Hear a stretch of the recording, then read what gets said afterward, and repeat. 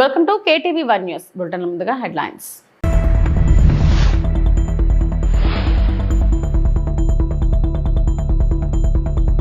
పద్నాలుగేళ్ల కళ నెరవేరింది. ప్రధాని నరేంద్ర మోడీని కలిసిన హర్యానాకు చెందిన రాంపాల్ జీ.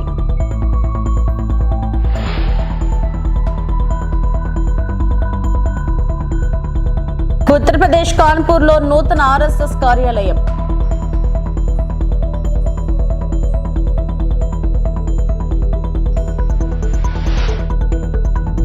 ఏపీ సచివాలయంలో రాష్ట్ర మంత్రివర్గ సమావేశం.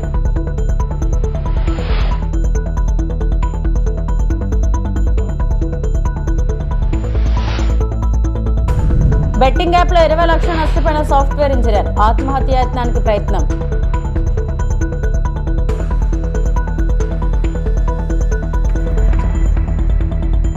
ప్రధాని నరేంద్ర మోడీ హర్యానా పర్యటనలో ఆసక్తికర సన్నివేశం చోటు చేసుకుంది. ప్రధాని మోడీ కావాలని ఆయన కలిసిన తర్వాత పాదరక్షలు ధరిస్తానంటూ 14 ఏళ్ల క్రితం ప్రతినబూనిన ఓ అభిమాని కళ ఇన్నాళ్లకు పూర్తి స్థాయిలో నెరవేరింది.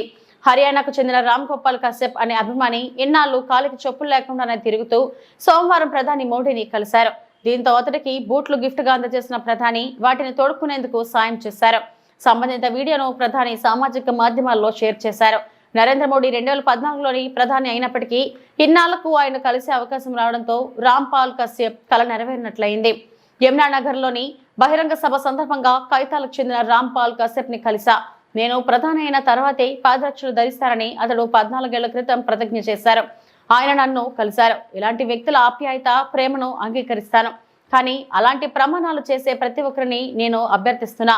మీ ప్రేమను గౌరవిస్తాను. దయచేసి సామాజిక కృషి, దేశ నిర్మాణానికి సంబంధించిన అంశాలపై దృష్టి పెట్టండి అని ప్రధాని నరేంద్ర మోడీ అన్నారు.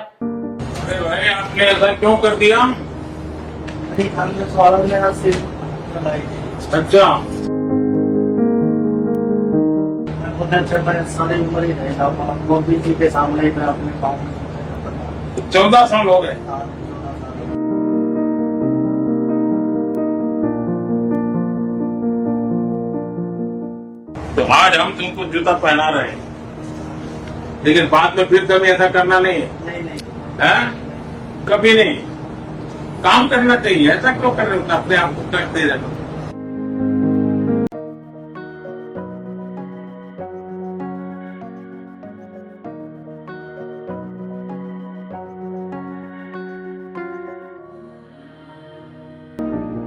ठीक से आ गया? हाँ।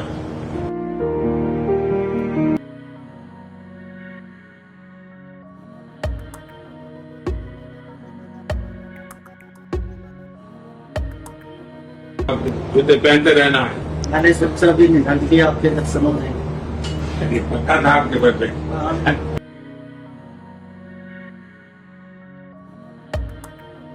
ఉత్తరప్రదేశ్ కాన్పూర్ లో కొత్త RSS కార్యాలయం. కేశవ భవన్ ను రాష్ట్రీయ స్వయం సేవక్ సంఘం sir సంచాలక్ doctor Mohan Bhagwat G ప్రారంభించారు. ఈ సందర్భంగా ఆయన మాట్లాడుతూ 2000 సంవత్సరాలుగా మనమంతా మన స్వార్థంలో చిక్కుకుపోయి విడిపోయి మన బాధ్యతలను మర్చిపోయామని గుర్తు చేశారు. అయితే ఆక్రమణదారులు మాత్రం ఆ అవకాశాన్ని వినియోగించుకొని దాని ప్రయోజనాలను పొందారని అన్నారు. उसका कारण स्वाभाविक है।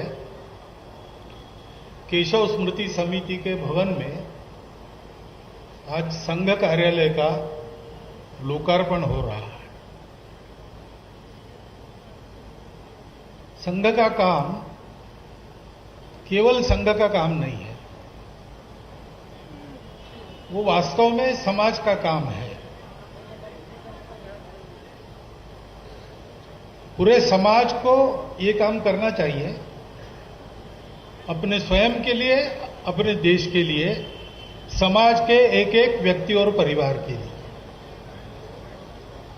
दुनिया में कहीं भी किसी भी देश में समाज जब इस काम को करता है तब उसका प्रत्येक व्यक्ति, प्रत्येक परिवार सुखी होता है। समाज के नाते समाज भी सुखी, प्रतिष्ठित, सुरक्षित होता है और उस समाज के कारण विश्व भी लाभान्वित होता है। अपने समाज में पिछले 2000 वर्षों से जो आत्मविस्मृति आई, उसके कारण हम आपसी स्वार्थों में उलझ गए, भेद पैदा हुए, अधिकाधिक भेदों की खाइयां चौड़ी होती चली गई और हम अपने कर्तव्य से विमुख हो गए, जिसका लाभ विदेशी आक्रांताओं ने लिया, हमको पीटा, लूटा और ये बात चलती चली आई और इसलिए ये काम पूर्णतः बंद हो गया। तो काम पूर्णतः बंद हो गया तो उसको समाज फिर करे, इसके लिए पहले प्रारंभ करना पड़ता है और प्रारंभ करने वाले अलग दिखाई देते हैं क्योंकि बाकी समाज नहीं करता है, वो लोग करते हैं। इसलिए शुरू में वो काम उनका माना जाता है जो कर रहे हैं, लेकिन काम तो ये समाज का है। जैसे कोई स्कूटर, मोटरसाइकिल शुरू करना है, मोटर कार शुरू करनी है, तो चलना तो उसका काम है, उस पूरे मशीन का काम है, लेकिन उसमें एक स्टार्टर होता है। स्टार्टर सा एक प्रकार होता है चाबी घुमाकर स्टार्ट करना, दूसरा प्रकार होता है किक लगाकर स्टार्ट करना। तो पहले तो वो स्टार्टर ही काम करता है, लेकिन बाद में पूरा मशीन चलता है। ऐसे अपना समाज, इसका प्रत्येक व्यक्ति, प्रत्येक परिवार सुखी, सुरक्षित, निरामय बने, अपना कर्तव्य करे और पूरा समाज सुखी, सुरक्षित, प्रतिष्ठित हो, जिससे विश्व की आवश्यकताओं को पूरा करने का उसका सामर्थ्य बने और वो वैसा करे। इसलिए काम शुरू हुआ। ये काम है हिंदू संगठन का काम। भारतवर्ष अपना परंपरा से हिंदू समाज का घर है और इसलिए हिंदू समाज उसके लिए उत्तरदायी है। जो अपने आप को हिंदू कहता है, उनको इस देश के भले बुरे के बारे में पूछा जाएगा, जवाबदेही उनकी बनती है। उस हिंदू समाज को तैयार होना चाहिए,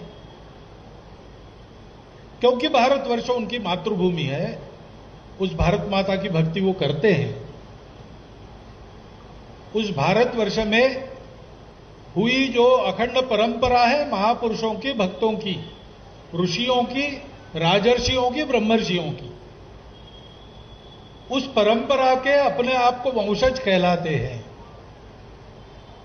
और इस भारत देश के भाग्योदय पर उनका भाग्योदय निर्भर है। यह भारत देश दुनिया में प्रतिष्ठित हो रहा है, सुरक्षित हो रहा है, तो विश्व भर के हिंदुओं की सुरक्षा प्रतिष्ठा बढ़ रही है। ऐसा नहीं था तब विश्व भर के हिंदू सुरक्षित नहीं थे, प्रतिष्ठित भी नहीं। और इसलिए हिंदू समाज का यह काम है भारतवर्ष के लिए अपने आप को ऐसा बनाना। ये कार्य है, उस कार्य का ये आलय है। कार्य तो सर्वदूर चलता है, लेकिन कहीं एक जगह से उसको देख सकते हैं, ऐसा होना पड़ता है। तो ये जो सारे विश्व में चल रहा है हिंदू समाज के संगठन का काम, भारत में चल रहा है राष्ट्रीय स्वयंसेवक संघ के द्वारा हिंदू समाज के संगठन का काम, कहां आने से उसका पूरा अनुभव मिल सकेगा, उस जगह को हम कहते हैं संघ कार्यालय। कार्यालय एक भवन नहीं होता केवल, कार्यालय कुछ कागज पत्रों के रखने की या कुछ लोगों के रहने की जगह नहीं होती। वहां पर సంఘ ఘనీభూత అనుభవం. ముఖ్యమంత్రి చంద్రబాబు అధ్యక్షతన వెలగపూడి సచివాలయంలో మంగళవారం మంత్రివర్గ సమావేశం జరిగింది. ఈ సమావేశంలో పలు కీలక అంశాలపై చర్చ జరిగింది. సిఆర్డీఏ 46వ అథారిటీ సమావేశంలో ఆమోదించిన అంశాలకు మంత్రిమండలి ఆమోదం తెలిపింది. అమరావతి నిర్మాణం కోసం అవసరమైన నిధులు సమీకరించుకునేందుకు సిఆర్డీఏ కమిషనర్ కు అనుమతి ఇస్తూ కేబినెట్ లో నిర్ణయం తీసుకుంది.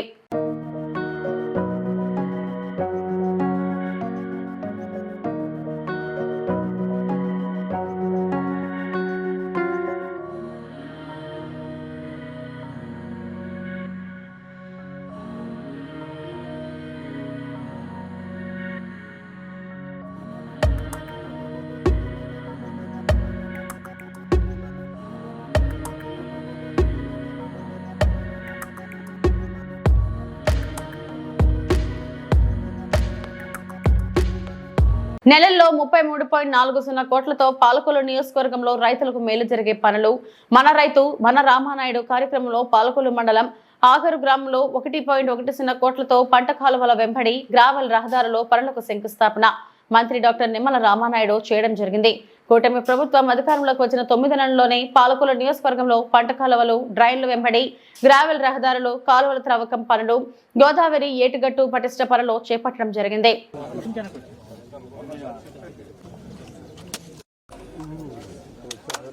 రామానాయుడు అనేటువంటి ఒక కార్యక్రమంలో అంటే మన నియోజకవర్గంలో ఉన్నటువంటి రైతాంగానికి ఏ కష్టము ఏ ఇబ్బంది లేకుండా చేయాలనేటువంటి ఉద్దేశంతో ఒక రైతు బిడ్డగా ఒక రైతు వేదిక అధ్యక్షుడిగా గతంలో రైతుల తరపున చేసినటువంటి పోరాటం కానీ ఇవన్నీ కూడా స్ఫూర్తితో ఎన్నోసార్లు నీళ్లు లేక ఈ కాలువగట్ల మీద ఈ యొక్క ఏదైతే డ్రైన్స్ మీద పాదయాత్రలు చేసినటువంటి పరిస్థితి కూడా మీ అందరికీ తెలుసు. అటువంటి పాదయాత్రలు చేసేటప్పుడు కనీసం కాలువ వెంబడి వెళ్ళడానికి కూడా నడిచి వెళ్ళడానికి కూడా మార్గం లేకపోతే అట్లా ఆ చెరువుల గొట్ల నుంచి ఆ యొక్క రోడ్ల నుంచి చుట్టూ తిరిగి రావాల్సినటువంటి పరిస్థితి. మరి నడిచి వెళ్ళేటువంటి మార్గమే లేకపోతే ఎట్లా రైతు మరి బాగుపడేది? వాటన్నిటిని కూడా దృష్టిలో పెట్టుకునే ఆ రోజు 14-19లో మొట్టమొదటిసారిగా ఆ యొక్క రోడ్స్ని పెట్టి నేను గ్రావెల్ వేసాం. మరి మళ్ళీ 19-24లో ఎక్కడైనా సరే మరొక్కసారి అడుగుతూ ఉన్నా, నా నియోజకవర్గంలో ఎక్కడైనా సరే మళ్ళీ ఒక్క తట్ట కంకర ఏ కాలువ రోడ్డు మీదనే ఏ డ్రైన్ రోడ్డు మీదనే వేసారా? మరి ఆ రోజు నేను 14-19లో చేయడమే తప్ప 19-24లో ఎక్కడ ఒక్క రూపాయి పని చేయలేదు, ఒక తట్ట మట్టి పని చేయలేదు రైతుకి. మళ్ళీ ఈరోజు నేను అధికారంలోకి వచ్చాను. మళ్ళీ దగ్గర ఇప్పటికీ మళ్ళీ రైతాంగానికి సంబంధించి మరి ఈ రోజు వరకు చూసినట్లయితే మళ్ళీ దగ్గర 32-33 కోట్లు అంటే ఇప్పటి వరకు శంకుస్థాపనలు చేసిన రోడ్లు ఇంకా దగ్గర ఇంకా 60-70 వరకు ఇంకా మేము శంకుస్థాపనలు చేయాలి. అంటే మరి ఆ రోజు మేము చేసాం. మళ్ళీ ఈ రోజు మళ్ళీ రైతుని దృష్టిలో పెట్టుకుని మీరు కూడా చూస్తున్నారు పాత్రికేయ మిత్రులు, ఈ రోడ్లు కూడా మీరు ఎప్పుడు చూడలేదు. ఈ దారులు అన్నీ కూడా మీకు కూడా కొత్తగా ఉన్నాయి. అంటే ఇట్లా మారుమూల ఎదిగి రైతాంగానికి ఉపయోగపడే పనులు మేము చేస్తూ ఉన్నాం. అందుకనే నేను కూడా ఎప్పుడు కూడా ప్రజలకు కానీ మా నియోజకవర్గ ప్రజలు కూడా చెప్తూ ఉన్నా, ఏదైతే ఈవేళ వైఎస్ఆర్సీపీ ఎవరైతే మరి ఉన్నారో మరి వాళ్ళ అధికారం ఉన్నంతసేపు కూడా ఒక రౌడీయిజంగాను, ఒక గోండాయిజంగాను, ఒక పోలీస్ కేసులు అక్రమంగా పెట్టడం మీదనో, అధికారాన్ని అనుభవించడం మీదనో దృష్టి పెట్టారు తప్ప ఇట్లాంటి ప్రజలకు సంబంధించినటువంటి పనులు చేయడంలో ఎక్కడ దృష్టి పెట్టలా. మరి సాక్షాత్తు ఒక శాసనసభ్యుడిగా నేను గతంలో ఉన్నప్పుడు కానీ సాక్షాత్తు ఒక ఎమ్మెల్సీగా రామ్మోహన్ రావు గారు ఉన్నప్పుడు మీరు చూశారు ఆ రోజు ఎంత దౌర్జన్యంతో ఒళ్ళు మతం ఎక్కి ఆ రోజు మమ్మల్ని అందరినీ కూడా ఏ రకంగా మరి దాడులు చేశారో, మమ్మల్ని అందరినీ కూడా కనీసం మరి వైసీపీ నాయకులు మరి ఏ రకంగా మరి ఆ రోజు అరాచకత్వానికి విధ్వంసానికి పాల్పడ్డారు మనందరం కూడా చూసాం. మరి ప్రతి ఇట్లానే మేము ఇప్పుడు కూడా చూసాం, ఏదైతే ఫ్లెక్స్లు చింపేయడం అంటే కులాల మధ్య చిచ్చు పెట్టాలని, లేకపోతే మనం ఇంకా శంకుస్థాపనలు చేయకుండానే దెమ్మలను బద్దలు కొట్టేయడం, అంటే గంజాయి బ్యాచ్ కింద తయారైంది వైసీపీ బ్యాచ్ అంతా కూడా. గంజాయి తాగిన తర్వాత వాళ్ళకి ఏం చేయాలో తెలియనటువంటి స్థితిలోకి వెళ్ళిపోయారు వీళ్ళంతా కూడా. అటువంటి స్థితిలో మొన్నగాక ఏమన్నా చూసాం, ఇన్ని అభివృద్ధి కార్యక్రమాలు చేస్తుంటే దిమ్మల బద్దలు కొడుతూ ఉన్నారు. నీకు ఓపుకుంటే నువ్వు కూడా అధికారం ఇచ్చినప్పుడు పని చేయాలి. ఈవేళ ఇటువంటి కార్యక్రమాలు పెట్టుకుని ఫ్లెక్స్లు చింపుకుని లేకపోతే దిమ్మలు పడగొట్టి ఇట్లాంటి పైశాచిక ఆనందం పొందేటువంటి వాళ్ళు ఈ సమాజానికి హానికరం. అందుకని నేను కూడా ఎప్పుడు చెప్తూ ఉన్నప్పుడు మనకి సిగరెట్ ప్యాకెట్ మీద కూడా ఉంటుంది పొగ తాగుట ఆరోగ్యానికి హానికరం అని. అంటే ఆ రకంగా ఈ వైసీపీ నాయకులు కూడా ఈ సమాజానికి హానికరం. ఎందుకు మీకు రాజకీయాలు అవసరం లేనటువంటి వ్యక్తులు మీరందరూ కూడా, ప్రజలకి కష్టాలు నష్టాలు తెచ్చేటువంటి వ్యక్తులు మీరందరూ కూడా. ఎందుకంటే ప్రజలు కూడా వీళ్ళ పట్ల జాగ్రత్తగా ఉండాలి. ఇటువంటి గోండాయిజం రౌడీయిజం చేసేటువంటి నాయకులు రాజకీయ ముసుగులో నేరస్తులు వీళ్ళందరూ కూడా. అటువంటి నేరస్తుల పట్ల అప్రమత్తంగా ఉండాలి పాలకొల్లు ప్రజలు, రాష్ట్ర ప్రజలు అని చెప్పేసి కూడా మీ ద్వారా కూడా తెలియదు. పరమ పవిత్రమైన లడ్డు ప్రసాదంలో కల్తీ జరిగిందని దుష్ప్రచారం చేశారు. కోర్టు దీనిపై మీకు మొట్టుకాయలు వేసినా దాని నుంచి మీరు పాఠాలు నేర్చుకోవడం లేదు. గత ప్రభుత్వ హయాంలో టీటీడీ గోశాలలో అక్రమాలు జరిగాయని నేడు వీళ్ల నిర్వహణలో లోపాల గురించి ఎత్తి చూపినప్పుడు మాత్రమే తెలిసిందా? చంద్రబాబుకు మద్దతు పలికిన వారికి టీటీడీ పదవులు ఇచ్చారు అని మాజీ మంత్రి కొట్టు సత్యనారాయణ అన్నారు. ఆలయ ప్రసాదం ఎంతో పవిత్రమైనటువంటి ప్రసాదంలో జంతువుల అవశేషాలు, జంతువులు కొవ్వు కలిసిందని, పశువులు కొవ్వు కలిసిందని, పంది కొవ్వు కలిసిందని రకరకాలుగా వేస్తే చివరికి సుప్రీంకోర్టు మొట్టికాయలు వేసినా కూడా మీకు ఎక్కడ బుద్ధి రాలా. ఇది ఈ సుప్రీంకోర్టు దీని మీద ముట్టుకాయలు వేసింది. ప్రపంచంలో ఉన్న శ్రీవారి భక్తులందరూ కూడా చూశారు. అయినా కూడా వాళ్ళకి కూడా మీరు పాఠాలు నేర్చుకునే పరిస్థితి కనీసం ప్రయత్నం కూడా చేయట్లా. ఇవాళ వైఎస్ఆర్సీపీ ప్రభుత్వంలో గోశాలలో అక్రమాలు జరిగినాయని ఇవాళ టీటీడీ యువో ప్రెస్ మీట్లో పెట్టి చెప్తున్నాడంటే మరి సంవత్సరం నుంచి ఏం చేస్తున్నట్టు ఈయన? ఇవాళ గోశాలలో జరుగుతున్న అక్కడ నిర్వహణలో లోపాలు ఎత్తి చూపెడితే అప్పుడు మీకు గుర్తొచ్చిందా? మరి మీరు ఒక కార్యనిర్వహణాధికారిగా అక్కడ ఏదన్నా తప్పు జరిగి ఉంటే ఈ 11 నెలల నుంచి సంవత్సరం నుంచి మరి ఎందుకు మీరు ఎత్తు చూపించలేకపోయారు?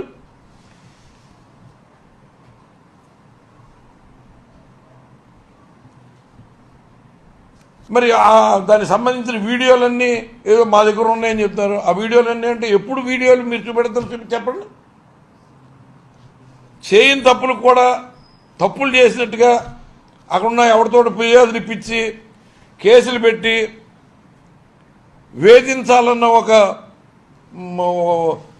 పాలసీని మరి ఇప్పుడున్న ప్రభుత్వం చంద్రబాబు నాయుడు గారు కానీ ఇంకా అందరూ కూడా ఈ కూటమి ప్రభుత్వం ఈ సంవత్సర కాలంగా చేస్తున్న కార్యక్రమం అదే. ఎవరైనా వ్యతిరేకంగా వాళ్ళకి వ్యతిరేకంగా ఉన్నా, వాళ్ళు చేసిన తప్పులు ఎత్తి చూపించినా, ఆ ప్రభుత్వంలో జరుగుతున్న అన్యాయాన్ని ఎత్తి చూపించినా వాళ్ళ మీద ఇమీడియట్గా ఎవడొకరితో పెట్టి కేసులు పెట్టించడం, దాని మీద ఇబ్బంది పెట్టడం ఇదే జరుగుతూ ఉంది. అంటే మీరు తప్పు చేశారన్నది ఎవడు అడగకూడదన్నది మీ పాలసీయా? మీరు అధికార దుర్వినియోగానికి పాల్పడి అది మరి పాల్పడినప్పటికీ కూడా అది అధికార దుర్వినియోగం జరిగిందంటే వాళ్ళ మీద ఫిర్యాదులు పెట్టి చేయిస్తున్నారు. వాళ్ళకి ఏదో గొంతు ఎత్తకుండా మరి నోళ్లు పూయించే ప్రయత్నం చేసి తప్పుడు కేసులు పెట్టే ప్రయత్నం చేస్తారు. ఇవన్నీ ఆంధ్రప్రదేశ్ ప్రజలే కాదు, సమాజం అందరూ అన్ని రాష్ట్ర దేశంలో ఉన్న వాళ్ళందరూ కూడా చూస్తున్నారు ఈ రాష్ట్రంలో జరుగుతున్న పరిపాలన తీరు విధానం ఎలా జరుగుతుందో, ఎంతో దుర్మార్గంగా జరుగుతుందో. ఉంగుటూరు మండలంలోని ఉంగుటూరు నాచుకుంట గ్రామాల మధ్య నేషనల్ హైవే 216A మీద ఉన్న టోల్ ప్లాజా నందు టోల్ ఫ్రీ చెల్లించకుండా వాహనదారులు ఉంగుటూరు నాచుకుంట కాకిపాడు గ్రామాలను అనుసంధానం చేస్తున్న జిల్లా పరిషత్ రోడ్డు మీదుగా ఆ రోడ్డును తరచుగా ఉపయోగించేవారు. అలా వెళ్లటం వల్ల రోడ్లు కూడా చాలా పాడైపోవడం జరిగింది.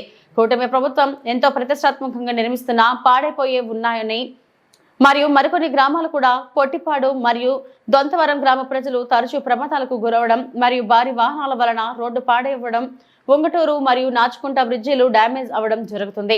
అంతేకాకుండా టోల్ ప్లాజా వద్ద ఉన్న టాయిలెట్స్ నుంచి వచ్చే మురికి నీరును పక్కన ఉన్న పంట బోధలోకి వదలడం వలన రైతులు ఇబ్బంది పడుతున్నారు. ఏలూరు కాలువ గట్టు కంటైనర్ పెట్టి వాటిని టాయిలెట్స్ మరుగుదొడ్డిగా తయారు చేసి వాటి ద్వారా వాడటం వల్ల కాలువ వాటర్ కూడా కలుషితమైపోయింది. ఇలాంటి వాటి మీద ఇరిగేషన్ వారు సంబంధిత అధికారులు కూడా చర్యలు తీసుకోవాల్సిందిగా డిమాండ్ చేస్తున్నారు. మరియు వాహనదారులు టోల్ ఫ్రీ కట్టకపోవడం వలన ప్రభుత్వం ఆదాయం కూడా కోల్పోవడం జరుగుతుంది. సదరు టోల్ ప్లాజాను నాచుకుంట బాదంపూడి గ్రామాల మధ్యకు మార్చడం కోసం భూమి సమీకరణ కూడా పూర్తయినందున టోల్ ప్లాజాను అక్కడి నుంచి త్వరగా మార్చవలసిందిగా గ్రామ ప్రజలు కోరుచున్నందున సదరు టోల్ ప్లాజాను మార్చట చర్యలు తీసుకోవాల్సిందిగా శ్రీమతి జిల్లా కలెక్టర్ ఏలూరు జిల్లా వారిని కోరడం గురించి గ్రామ సభ నిర్వహించి దీని మీద చుట్టుప్రక్కల ఉన్న సర్పంచులు నాయకులు చర్చించారు. ఈ విషయాన్ని టోల్ ప్లాజా మేనేజర్కు ఎన్నిసార్లు చెప్పినా కూడా పట్టించుకోక తక్షణమే టోల్ ప్లాజాకి ఇచ్చిన స్థలానికి మార్చవలసిందిగా నిర్లక్ష్యం చేసిన వారిని తగిన చర్యలు తీసుకోవాల్సిందిగా కోరుచున్నారు. మళ్ళీ ఇప్పుడు కొత్తగా శాంక్షన్ పెట్టాం అంటే మొత్తం ఈ టోల్ గేట్ వ్యవస్థ వల్ల మొత్తం ప్రజానీకం ఇబ్బంది పడుతున్నాం. బ్రిడ్జ్లు మా ఉంగుటూరు నేరో బ్రిడ్జ్ ఇప్పుడు రోజు ఎంపీ దగ్గర తిరుగుతున్నాం. ఏమంటే ఫ్లైఓవర్లో ఉంటూరు హెడ్ క్వార్టర్లో ఇండస్ట్రీస్ ఉన్నాయి, ఇలాగ ఈ టోల్ గేట్ మాకు చాలా ఇబ్బందిగా ఉందంటే మొన్న డిపిఆర్ అన్నింటితో పాటు ఉంటూరు కూడా పెట్టమని ఎంపీ సీరియస్గా డిపిఆర్ తయారు చేస్తున్నారు. ఇప్పుడు ఉంటూరు కూడా అన్ని బ్రిడ్జ్లతో పాటు ఉంటూరు కూడా అండర్ పాస్ ఇక్కడ అవకాశం లేదని చెప్పి ఉంటూరు కూడా ఫ్లైఓవర్కి డిపిఆర్ తయారు చేయమన్నారు.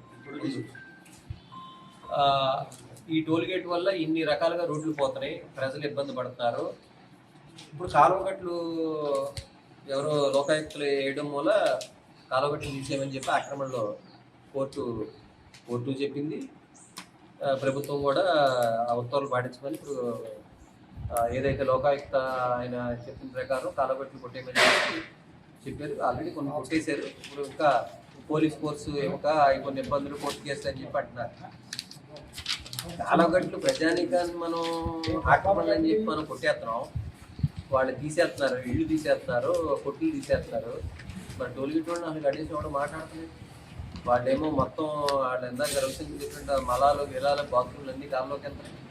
మొత్తం కాలగట్టిన ఆక్రమించేశారండి. మొత్తం చెకప్లు పెట్టేసుకున్నారు, ఏకంగా కరెంట్లు పెట్టేసుకున్నారు, లైట్లు పెట్టుకున్నారు, ఇన్ఫ్రాస్ట్రక్చర్ అంతా డెవలప్ చేసుకున్నారు వీళ్ళందరూ.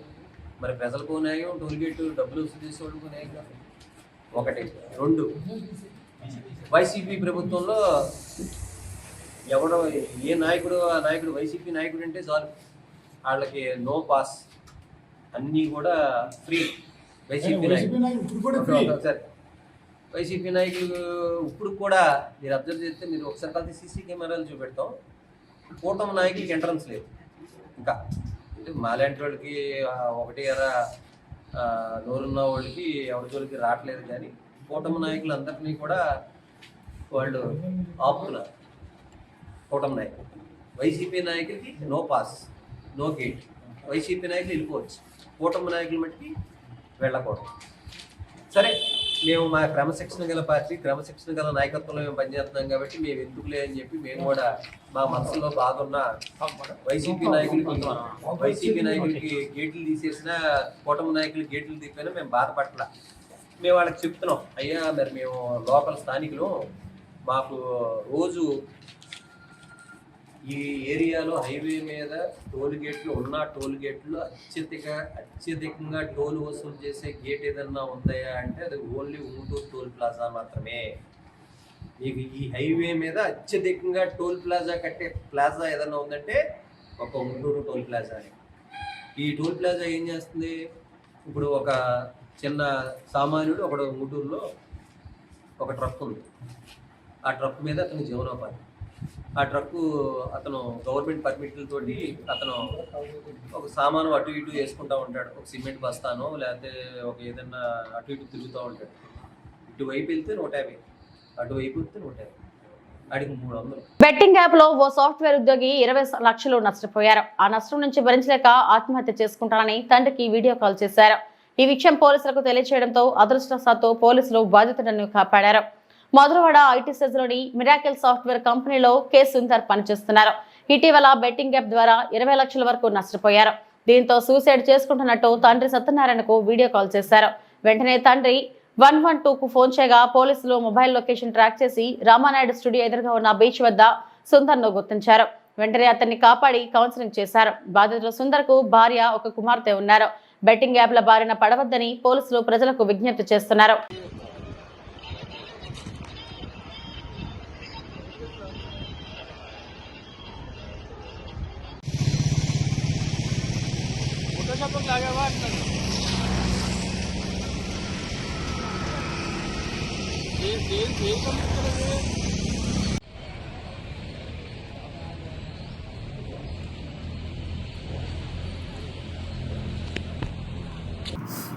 డాడీ నన్ను క్షమించు. ఇంక నా వల్ల అవ్వట్లేదు, నేను బతకాలని లేదు. నాకు ఎంతో క్లియర్ చేసావు కానీ నేను మారట్లేదు. నా వల్ల కాదు, ముఖం చూపించలేకపోతున్నాను. నా వల్ల అవ్వట్లేదు. ఎంతో కష్టపడుతున్నాను అప్పులు క్లియర్ చేయడానికి, కానీ అవ్వట్లేదు. పెరిగిపోతుంది రోజు రోజుకి. 21 లక్షలు అప్పు అయిపోయింది. నా వల్ల స్మైలీని బాగా చూసుకోదానికి ఏమి తెలియదు. చూస్తున్నా వల్ల అవ్వట్లేదు. నా ఫోన్ అవ్వకపోతే ఇక్కడ బీచ్ రోడ్లో ఎత్తుక్కోని నా వల్ల అవ్వట్లేదు. ప్లీజ్ నేను వల్ల అవ్వట్లేదు. నేను ఏం చేసుకున్నాను, నాకు అవ్వట్లేదు. అసలు నేనంతా ట్రై చేశాను కానీ నా వల్ల అవ్వట్లేదు. నేను ఏం చేయలేను అమ్మా. అసలు నా వల్ల అవ్వట్లేదు. అసలు నాకు చచ్చిపోవాలని ఉంది. నా వల్ల అందరూ ఇబ్బంది పడిపోతున్నారు. నా వల్ల నేనే అంత తప్పు చేశాను. అసలు ఎంత క్లియర్ చేసినా సరే నేను అసలు మారట్లేదు. నేను ఏం చేస్తున్నానో కూడా తెలియట్లేదు నాకు. నా వల్ల మీరందరూ ఇబ్బంది పడిపోతున్నారు. అసలు పాపం దానికి ఏమీ తెలియదు. బాగా పెంచండి. ఇవి ఇప్పటివరకు నా బులెటిన్ అప్డేట్స్. నమస్తే.